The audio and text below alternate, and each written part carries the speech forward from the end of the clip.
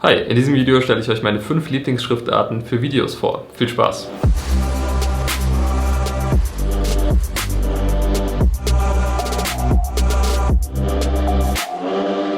Ja, warum mache ich dieses Video überhaupt? Zum einen wurde ich schon öfters gefragt, was für Schriftarten ich denn verwende in meinen Videos. Und zum anderen kommt es öfters mal vor, dass ich Videos sehe, die mir eigentlich ganz gut gefallen, aber dann kommt sowas oder sowas.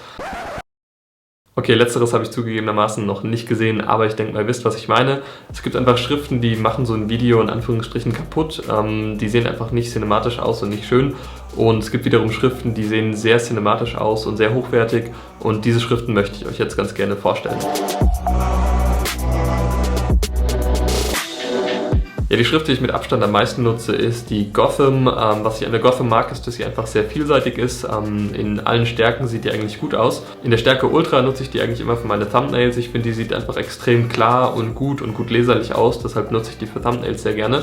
Ein anderer Typ von dieser Schrift, den ich sehr gerne mag, ist Thin oder Extra Light. Ja, diese Typen gefallen mir am besten, wenn man die Schrift sehr, sehr klein einstellt und die Laufweite auf 100% zum Beispiel setzt. Ich finde, es sieht einfach sehr, sehr hochwertig und sehr edel aus. Deshalb nutze ich das bei Videos sehr, sehr gerne, diese Kombination. Übrigens hat Barack Obama die Schrift auch in seinem Wahlkampf benutzt und ich glaube, McFit hat diese Schrift auch. Also die ist sehr, sehr weit verbreitet. Einen Nachteil hat diese Schrift allerdings, und zwar ist die kostenpflichtig. Deshalb stelle ich euch jetzt eine kostenlose Alternative vor.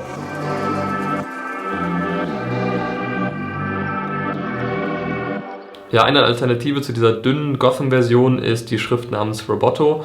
Roboto habe ich auf dafont.com gefunden, da könnt ihr auch mal gucken, da gibt es extrem viele kostenlose Fonts. Da habe ich auch eigentlich fast alle meine Schriften gefunden. Ja, die Roboto würde ich ähnlich anwenden wie diese dünne Gotham-Schrift, also relativ klein benutzen und die Laufweite nach oben stellen. Dann habt ihr auch einen sehr, sehr edlen und hochwertigen Look.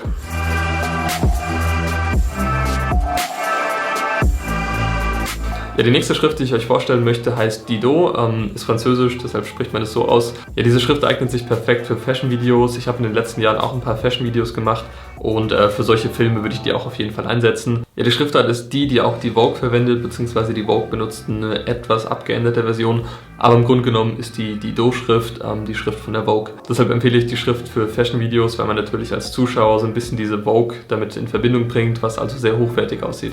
Ja, diese Schrift würde ich nicht unbedingt in die kleinen und mit einer großen Laufweite einsetzen, sondern eher ein bisschen größer und mit der Laufweite auf 0%. Ja, ich finde, diese Schrift ist einfach so ein Statement und die wirkt, glaube ich, am besten, wenn man die ein bisschen größer einsetzt. Allerdings ist die leider auch nicht ganz kostenlos. Eine kostenlose Alternative wäre die Schrift Kepler. Die ist so ähnlich und könnt ihr euch auch mal angucken.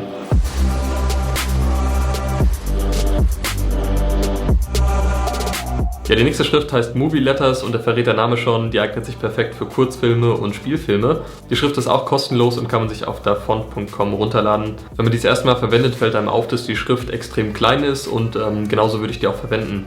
Und zwar ist die Schrift designt worden, um im Kino zum Beispiel angewendet zu werden und im Kino muss man natürlich die Schrift immer sehr klein halten, damit man auf einer großen Leinwand die Schrift in normaler Größe hat. Deshalb würde ich die Schrift auch so lassen, wie sie ist und auch nichts an der Laufweite ändern, weil sonst wird die Schrift relativ schlecht lesbar. Die letzte Schrift, die ich euch vorstellen möchte, heißt Thinking. Die habe ich auch von dafont.com. Verwendet habe ich die in meinem Hold Me Video. Die Schrift ist jetzt nicht unbedingt cinematisch im klassischen Sinne, aber ich finde die sehr schön, weil die halt so ein bisschen verspielt ist. Ich finde, die Schrift passt sehr gut zu so sommerlichen Videos oder zu Eventvideos. Diese Schrift kann man in groß und in klein ganz gut verwenden. Das heißt, die ist auch relativ vielseitig anwendbar. So, das waren meine 5 Lieblingsschriften. Ich habe euch natürlich alle Schriften unten verlinkt. Falls ihr jetzt noch kostenlose Schriften kennt, die auch cinematisch anwendbar sind, könnt ihr die einfach mal in die Kommentare schreiben. Dann haben andere Leute auch was davon. Jetzt würde ich sagen, bis zum nächsten Video. Macht's gut. Ciao.